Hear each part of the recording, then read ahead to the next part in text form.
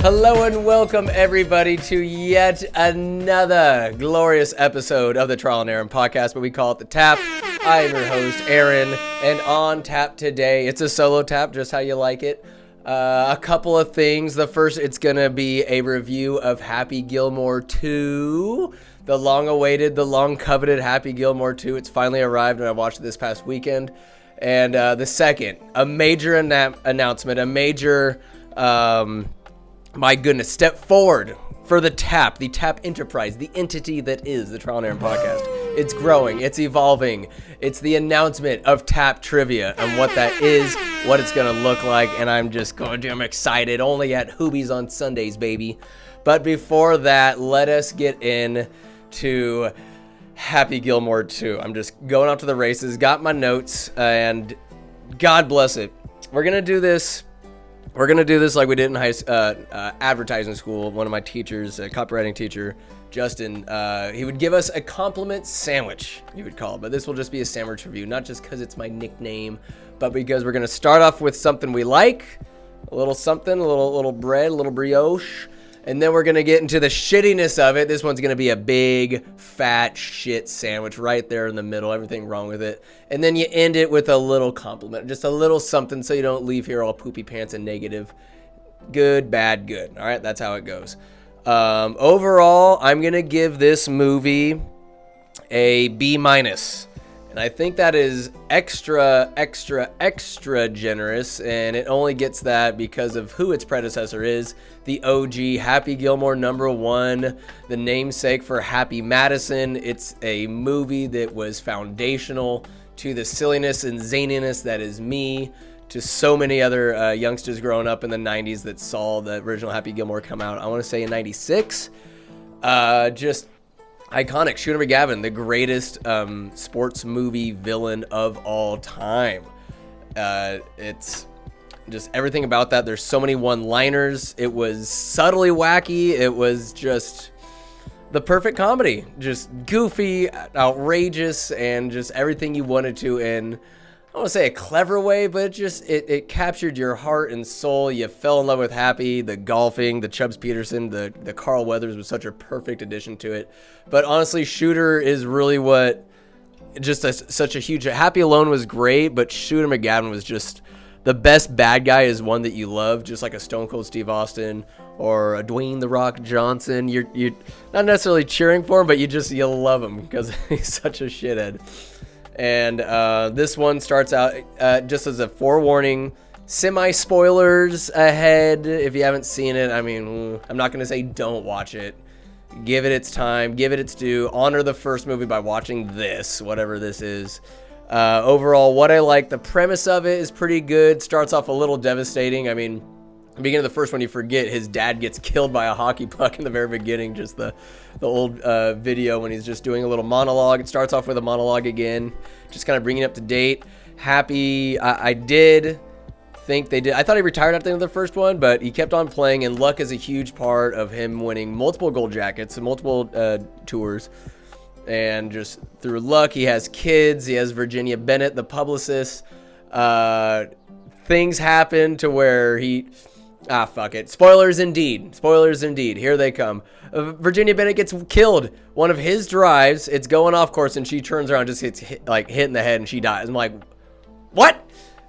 You're going to kill off Virginia Bennett out the gate? No divorce, whatever. It's a little aggressive. I'm not sure if the actress had other things going on, other projects, but I mean... I think, from Modern Family, she looks hotter now than, she was a smoke show in the OG in the 90s, but here in 2025, she is looking spicy. There's some talks with her, from beyond the grave, a little flashbacks and stuff like that, but overall, she's whacked. And then Happy forsakes golf. I'll never pick up a golf club again, and he begins drinking. He becomes an alcoholic, and it kind of becomes the gag that anything that he possesses, if it's the TV remote, a golf ball, a shoe, whatever it is, it's like he just unscrews the top and he's drinking out of it. And he and the family, they get evicted out of grandma's house, and it's just him. He's got a bunch of boys and then a daughter who's really good at ballet, and she is to go to Paris, but it costs money. And therein lies Happy. Oh, I can't hold a job at a grocery store. I'm just unfit to work these jobs. Go back to golf, Happy. John Daly makes a cameo in it. There's a ton of cameos. For better or for worse, there's a ton of cameos. The ones that I like, John Daly, gotta be in it. But he gets super wacky, but hey, it's John Daly. I'm glad he's in there. They bring back a lot of the old characters. Ben Stiller's in it, which is nice. The old Doug Peterson, the commissioner from the last movie. There's Ben, like I think I said, Ben Stiller. And it's just, man, they do right by some of the returning characters. A lot of golfers. I mean, golf is pretty mainstream these days. So to see Colin Ishikawa, to see Will Zalatoris, which is, I think it's Zalatoris, but he looks just like, everybody jokes, he looks just like the caddy from Happy Gilmore. They play into that. They make him the caddy's like, oh yeah, I grew up, I started golfing, blah blah blah. So like that was pretty funny. But they have all your Bryson DeChambeau's, Rory's in it. They just Scotty Scheffler. They got all these guys in it out the gate because Happy goes to like a little dinner, and they're all there, which it makes sense. I'm glad that they kind of weave it into reality. In the first one, not so many golf endorsements or whatever. I mean, that was kind of like pre-Tiger. Tiger was kind of on the up and up, and golf wasn't that sexy. Shooter was the only one that mattered, damn it.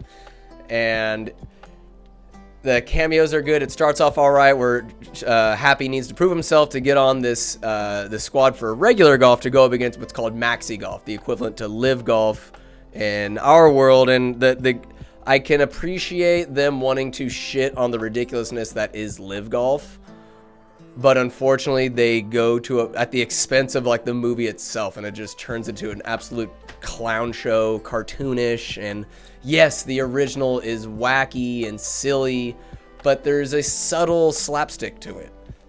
There's a subtlety to it, and there's some of it, it's like it's still kind of based in reality. I know that's a stretch to say, but I'll explain that like later on.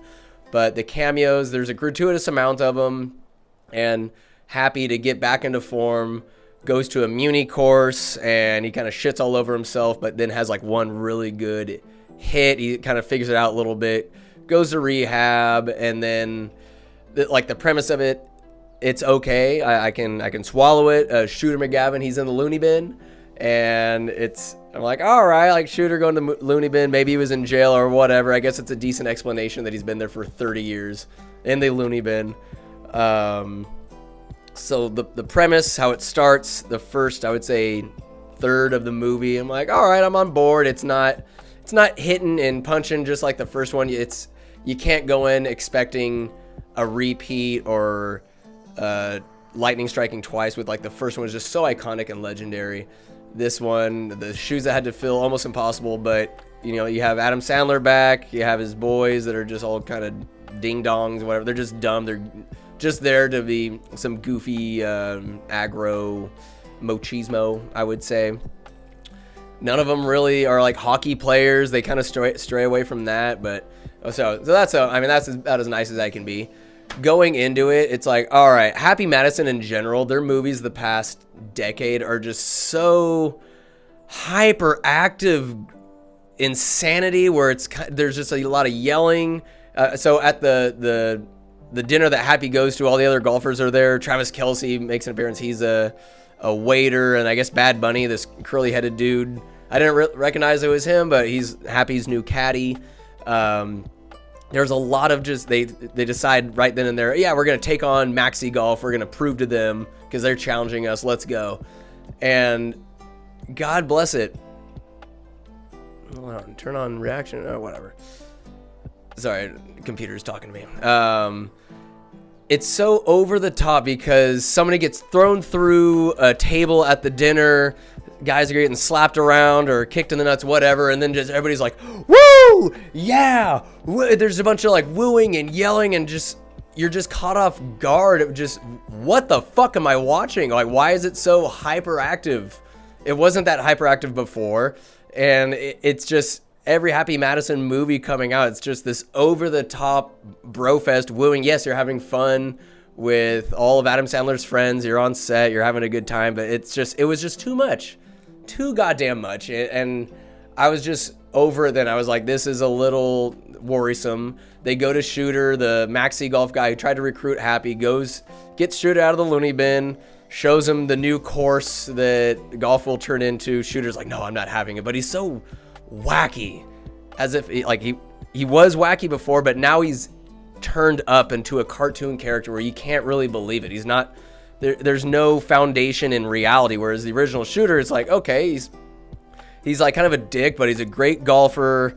He's kind of a voice of reason a little bit, whereas like, no, he's a disgrace to the game, Doug. Like, no, I saw two big fat naked golfers off 17 having sex. How am I supposed to chip with that going on, Doug? And like, he is expressing like the real problems. If this wackiness was coming into golf, Shooter was the voice of reason. He's trying to preserve golf. And now, yes, he's in the loony bin, a little crazy, but it was just so much. It was too much wacky, in my opinion. Too much wacky for Shooter, because they get him out and he's going to help the regular golfers, and they give Scotty, Bryson DeChambeau, my goodness, Brooks Koepka and Rory, like, they're kind of main-ish characters. Not a ton of lines, but like actors, they are not. They're in it way too long. Give them like a little cameos out the gate, but then maybe like little tidbits as the tournament goes on. But it's all comes down to this maxi golf versus real golf. And there's this whole thing about the maxi golfers have a surgery and they're able to turn their bodies 180 degrees around, or 360, and just hit a 500-yard bomb. They bring in Haley Joel Osment for some reason. It's just nothing against the guy. I just can't stand seeing him on screen anymore. He's supposed to be this badass golfer. I'm like, all right, whatever. That's like more of a personal gripe. Nothing against you, Haley Joel Osment, but I just can't stand seeing it on screen.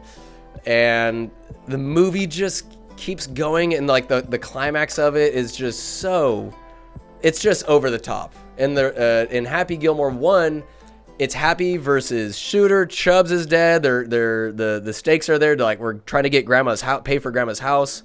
This one, all right, trying to get his daughter to go to ballet school. The stakes just aren't quite there. And it's 4 golf guys versus 4 maxi golf guys. And Shooter's like a consultant. He's on the run from the law. He's now technically an escaped loony bin person. And there's just so much, like, there's fireworks, there's music, there's side-by-sides, they hit it, there's a side-by-side like race they go through. At one point, Brooks Koepka is on monkey bars swinging through to the next part of the hole. I get it, they're trying to emphasize the outrageousness and ridiculousness of live golf, but they completely shred any ounce of reality or just what makes a good sports movie or sports comedy a sports comedy. In the original one, it's playing golf. Shooter gets the shanks. Happy is in his happy place, and he goes, like, there's still funny parts, and there's not funny parts throughout the movie, but I can't think of a single one-liner or something that really stood out. I'm like, whoa, that was really funny. Yeah, there's cameos, and there's a ton of nostalgia bait. They do okay by it, because it's been damn near 30 years since the original came out. But overall, like, the last scene, it's Happy having to step on this moving platform with Bad Bunny hopping on the other side. It's spinning. He's got to make some impossible putt. Yes, I'm not trying to be hypocritical. A tower falls down and Happy's got to shoot the ball where it lies. There was still like a semblance, not so much of reality, but you're grounded in like the situation. I'm like, all right, this is some adversity. Shooter's there, like, Shooter played a huge part in him just being such a goofball. Somebody gets hurt and Shooter steps in, but he's overall irrelevant to the story in any way, shape, or form. I just didn't get enough Shooter. I wanted the original Shooter. I wanted arrogant Shooter. He's still kind of arrogant, and like Happy and him kind of team up. I like that. If they were to team up, maybe just them two in a alumni tournament or something like that. I'm trying to think of ways that this movie could be better. And just the sheer slapstick wackiness. Reggie Bush is in it. He's one of the maxi golfers. And it just came out so... It was as disappointing, almost as disappointing as Dumb and Dumber 2. Not this ridiculous, stupid prequel, the ridiculous and stupider fucking one they had with Jim Carrey and Jeff Daniels, which I had high hopes for. Wanted it so bad, but the writing, the overall movie itself just fell so goddamn flat. and just, it was a mockery to the first. It don't even make the movie if it's gonna be this bad. They tried. I would rather, if this was the end result, which it is, I'd rather have just kept the first one. Save this bullshit. Happy was still kind of happy-ish, like not really that much fighting, just more slapstick, not even subtle. I don't know what I was looking for. It wasn't this. It wasn't this Happy Gilmore 2. A B-. In reality, I'll give you a D+, because I will never watch it again. Whereas Happy Gilmore, I've watched more times than I can possibly count. And it sucks. I'm not going to, I guess to end this compliment sandwich, the sandwich review, to end on a good note, it ended. I was at maybe like 10, 15 minutes left, I guess. I went to the bathroom and left it, and I'm like, oh shit, like this is a movie I've been looking forward to watching for a while. And I'm treating it as if it's just background noise like I do with Game of Thrones or something like that. So I got up and like watched it. And I'm like, okay, it ended. It ended. And another good thing, my mom and dad watched it. They wanted my opinion. I don't want to say I broke their hearts, but I told them like my disdain for this movie, and they said they laughed their asses off all the way through. So I guess a good part in it, if this movie has brought you joy, if this review, I guess it is rather a deterrence from watching it, but if you want to watch it, and if it makes you laugh, then good for you. It made me laugh a little bit, but by and large, I found it wanting. I found it to be a steaming pile of shit sandwich, and it just sucked to see so much being usurped. Like, just, it won't taint the legacy of the first one, but I was just like, really, like, this is what we've been waiting 30 years for. Just like Dumb and Dumber 2. Really, I remember my ex at the time. I got done watching it, didn't see it in theaters, but finally watched it on like HBO in our apartment. I just sat there as it ended, and she just pats me on the shoulder like, it's okay, babe, it's okay, you're gonna be all right. Like, she knew what I just watched. She watched it too. It was horrendous. I won't even get into that review. Don't watch Dumb and Dumber 2. Just, it's not even the same universe as the first one. And Happy Gilmore 2, you had some of the right elements, some of the returning characters, of course shooters in there, but overall there's hardly any stakes I give a fuck about. It was so over the top, just a cartoon. You're watching a cartoon damn near towards the end of it. So much like graphic enhancements, like the CGI of just the rotating. It's like, it was just regular size mini golf, and just, no, I'll never watch it again. And it sucks, but it ended, and it brought my mom and dad some happiness and some laughs. So if it can bring you some laughs, go ahead and watch it. But overall, nah. No bueno. No bueno. A lot of build up and a lot of anticipation, and I tried to keep my expectations low, but even then I was like, wow. I'm just so pessimistic on movies in general lately. I'm glad I didn't have to go waste money going to a theater to watch it. I just mooch Netflix off mommy and daddy, and there we go. A wild disappointment for Happy Gilmore 2. So, now that I'm done shitting all over it and just putting out negative vibes here, let's go to these positive vibes. Let's go to Tap Trivia. Yes, sir. Tap Trivia. So if anybody doesn't know, I've been the trivia guy at Hoobies on Sunday at 2 o'clock for, seems like 2 years now, 3 years now. It was those couple of years now, the estimated years back, where Courtney and Jackie were like, hey, Aaron, do you want to host trivia on Sunday? We're thinking about doing trivia. I said, sure, I'll do it. I'll help out the cousins. Had no idea how long it would be. Had no idea I'd be selling my soul. Sold the soul, and I've been doing trivia there Sundays ever since. And I have a great following. By great, I mean, it's a very humble, maybe, most I've ever had, maybe 25 people, which is solid. But I got a lot of returning people. Not Mermod, you sons of bitches, you cheating bastards. Chops, Matt, not OCL, Elliot, Keith, you scumbags. I know you cheating over there, you sons of bitches. But there's just a lot of friends, and then people coming in from out of town. It's so cool to just talk to people, where you're from, like where you're coming from, what brings you here. It could be people from Vacaville.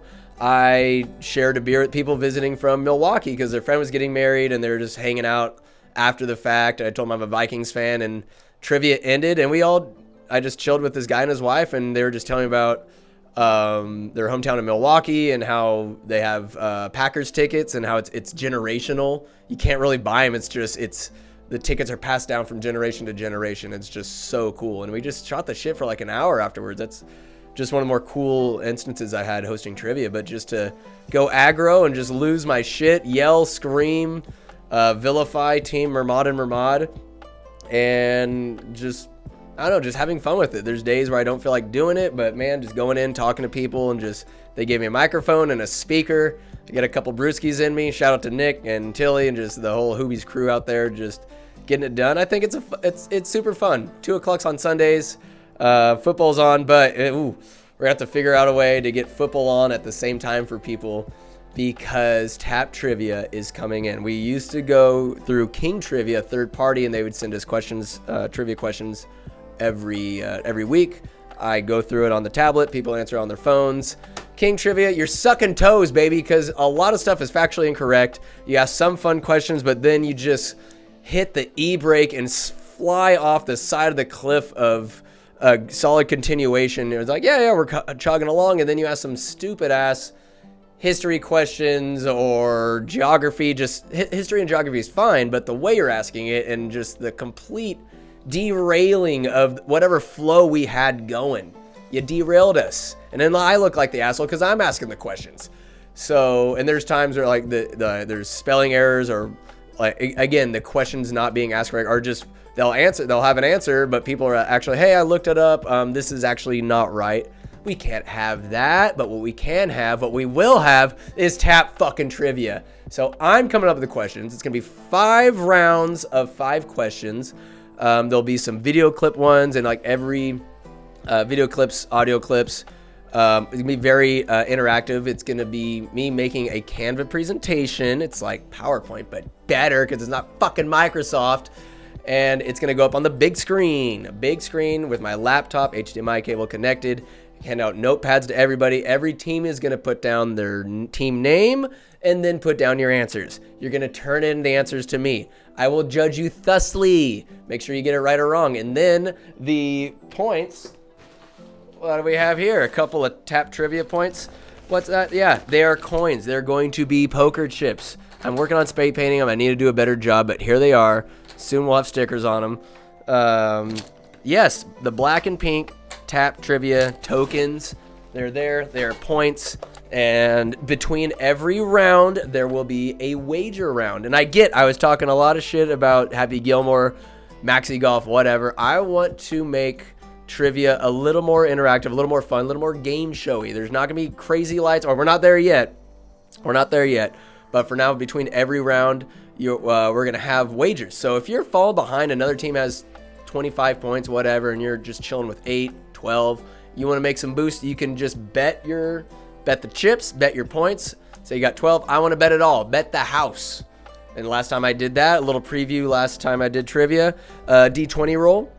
I either roll first or you roll first. It's your choice. Pick your poison. You have to beat me. If you tie, I want to say we re-roll. Maybe tie or better. I don't know. It depends how easygoing I'm feeling. But you got to beat me. But I rolled, 3 teams went, and I took down all 3 of them. I played D&D for a minute. I've never rolled as well as I did there. If you roll a crit, automatic win. Crit, win. And that means if you roll a 20. So it was fun. People actually like, a little gambling involved? Fuck yeah, I'm about that. So we're going to do a D20 roll. That'll be a game. Odds or evens, do a 1, 2, or 3, whatever you guess. I think it's going to be odd or even. Simple little games like that. Rock, paper, scissors. High card, low card. Maybe just roll anything but a set. I don't know. I fucking do know. It's going to be fun little games. I'll get little, what's it called? Little basketball hoop, duct tape it to the wall. All right, take a shot. Maybe 2 free throws. If you make it, first try, you get the full bet. Second try, you'll get half your bet back. Or maybe 2 shots to get the whole bet. I will put in suggestion bin, a tip bucket, and then a suggestion bucket of what topics we should tackle, what the rounds should look like. Maybe an all friends oriented round, or like the whole thing, all 5 rounds, every topic. Maybe all Harry Potter themed. Just suggestions of how to make it better. I also have like a mini putting mat that is set up like a beer pong. And so I can just whip that out, bring a couple clubs. They're like, all right, here's the challenge. Got to make this one, or just have a couple putt opportunities. And so just really gamify it. Really, really want to gamify trivia a lot more. Have a hint cost if it's say celebrity net worth. What's Mike Myers' net worth? Ooh, maybe that is indeed a question. That's going to be tough. I'll say have it within $1 million, I guess. But if a hint cost, or maybe not. Maybe the hint cost is you got to get up and yell, yeah, baby, yeah. A hint, and I'll just give you the fucking answer. Maybe. Or maybe just a hint. I don't know. The hint might just be the answer. You got to play to win, baby. You got to just put yourself out there. Maybe spit a rap or something about beer. I want to make it way more interactive. I want to give people the microphone, have some goddamn fun, spend some time, consume some product, and enjoy some tap bleeping trivia. I believe it will be dropping. Let's see here. I won't be hosting trivia on my birthday weekend, which is the 14th, going to a Renaissance fair. Yeah, 14, 15, 16. No, so my goodness. The Sunday will be the 24th of August, which is the tentative release date for Tap Trivia. Show up at 2, maybe earlier, what have you. We're going to be inside. We need that technology, but you're going to be writing down answers on the papers like the good Lord intended. Give them to me. Get these poker chips. My God, it's going to be a lot of fun. Going to work out the kinks the first couple of weeks. We're always going to be working out the kinks. I mean, hell, that's the namesake of the Tap, the Trial and Error podcast, Trial and Error. I always want to be trying new things, trying to make it more fun with the podcast as well. Maybe put some hints in this week's episode. And it's all, I appreciate Courtney and Jackie and Chad working with me all over there at Hoobies. They're giving me creative autonomy to do this, and want to make them proud. Want to have you guys come in, have some fun, and if all goes according to plan, maybe within a couple months, we commandeer the cornhole room because there's just too many people, 2 TVs on either side. Wager rounds might have to be a little quicker. I don't know, but the point is to keep you guys there for an hour and some change, have some beers, have some fun, have at it, and of course, while also shamelessly promoting the Tap. I'm going to get some stickers made, get some shirts, have some swag, have a tip bin out there, but God bless it, baby. I'm juiced. I'm ready for it. I hope you guys enjoy it as well. That is all I got for you today on the Tap. Maybe regale you with a goy story. I haven't regaled you in some time. So, my goodness, everybody. And I know I keep changing the ending of the Tap, little sign-offs. And I'm all about my, love the one I had like with Grandma, go out and have some fun. Seems a little on the nose. That's something I want maybe hold for myself. Tried it out. No disrespect to Grandma. I love it. I want people to go out and have your fun. But something a little more Tap-esque, I think. Something Skylar came up with. Because when we're going snowboarding up in Heavenly, we have a nice little flask of Fireball. We're out there. We have some sips. Not getting absolutely plastered or hammered. Just a nice little buzz as you're just cutting up the slopes, going through the trees. And he dubbed it Getting Silly on the Mountain. Let's go get silly on the mountain. God damn it, get silly in life. And I feel like giving myself the goofball, the man-child that I am, the zaniness that is this podcast. If you're following it, you're a slider, you're a goofball. Hopefully you enjoy life. You enjoy taking life a little lighter, laughing at the silly. And I want you to go out there, go home, get silly, baby. Get silly. And until next time. Good morning, lads. What another glorious day for a glorious goy story. We join Lord Goy in a cockfighting ring in Mexico. But Michael Buffer is there to announce his champion rooster, Jacques the Cock, the Menace. Jacques has won so many fights for Goy. Goy rewards him with a massive coop full of hen bitches that lay so many eggs that Goy racks in $500K a year on his eggs alone. Brown, of course. Free range. The coop is just his pimp's palace. Jacques the Cock demands the best, for he delivers in every fight. But when Jacques the Cock fights, he does not slay. Goy does not allow it. Goy loves animals because he is part animal. He nurses the losers back to health, so they lay more eggs. More eggs means more fucking money for Goy. More fucking money for Goy means more fucking cocaine. Anywho, on this particular fight, Goy has orchestrated something brilliant, something lovely, something a long time coming. Which is another name for Goy's lovemaking, a long time coming, but that's neither here nor there. Right now, Goy has a fight set up from Johnny Manziel versus the champ, Jacques the Cock. Johnny has been sniffing coke and going even crazier and harder than usual since meeting Goy on that fateful night in Las Vegas. He's desperate for attention, desperate for money. For if he beats Jacques the Cock, he will meet a handsome payday.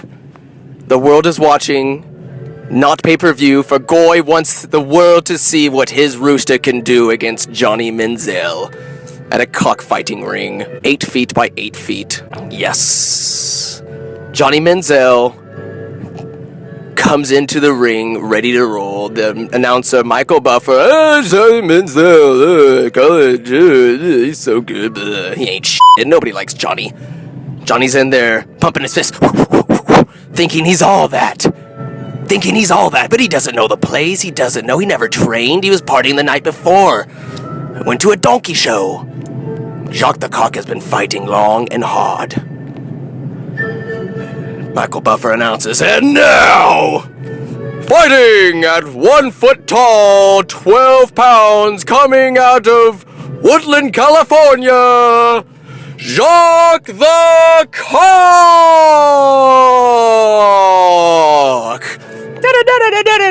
Jacques the Cock comes in, just looking ferocious. Top form, never looked better. And he goes in, Goy right behind him, takes off his tiny little rooster robe, for he's about to up Johnny. The fight begins. Ding ding! Johnny starts wailing, going hard, going crazy, slapping Jacques the Cock around. Jacques but a rooster.